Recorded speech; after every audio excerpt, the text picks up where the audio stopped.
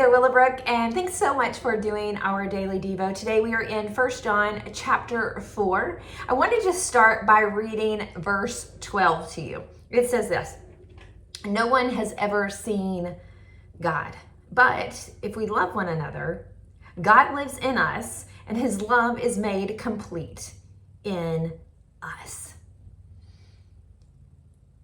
So the world is hard. And if we are paying much attention at all, there's a lot of hate in the world. There's a lot of hard and there's a lot of hate. And when there's a lot of hard and a lot of hate, it can also breed a lot of doubt. Doubt about God. God, where are you? Maybe even taking that thought to the next step with, hey, hold on, wait, no one has ever even seen God. And when things get hard and you look and you see and maybe even experience hate, you can start questioning that, but don't stop there. It says, but if we love one another and God lives in us, we see his love at work. It's completed in us and through us. But check this out, not because of us. Verse 19, it says, we love because he first loved us. You are really loved. Like really, really loved. But not because you really, really love. No, that's not how it works. It's not because you really, really loved God that he goes, oh, she really loves me, or he really loves me. I love him too. No, It's not because of your love for God that God shows his love. It is because of his love for you. You see, when we begin to really receive the love of God, we cannot help but then turn around and really love God. And then it says in verse 20, it says, but whoever claims to love God yet hates a brother or sister is a liar.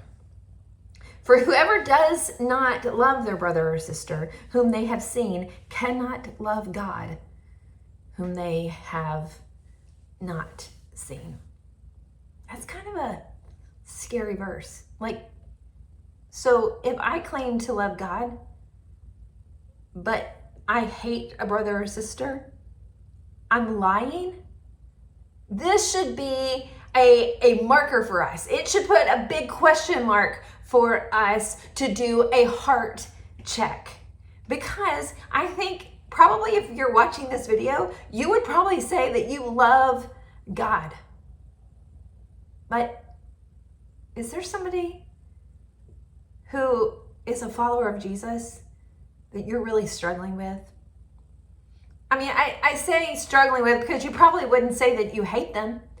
But you know, it is not a big jump to go from struggling with someone to bitterness, and bitterness to hate. And when there's a lot of hard things and there's a lot of hate in the world, it's really easy to forget that we're really, really loved. We love only because he first loved us.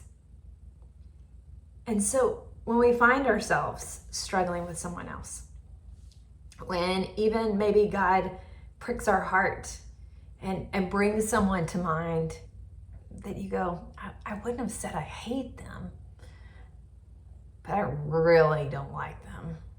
And I'm not sure I have any affection for them. Would you ask yourself how good you are at being loved by God? Because he really loves you.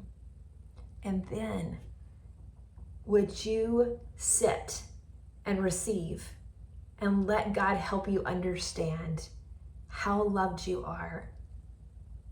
And then turn around and love someone else, because then that's when in verse 12 it says that we will see God when we're loving one another. But we can't do it in our own power. We can only do it when we've sat back and we've received the absolutely undeserving love and grace for the one who loves you the most. Willowbrook, I love you, and I hope that you'll have a happy Wednesday.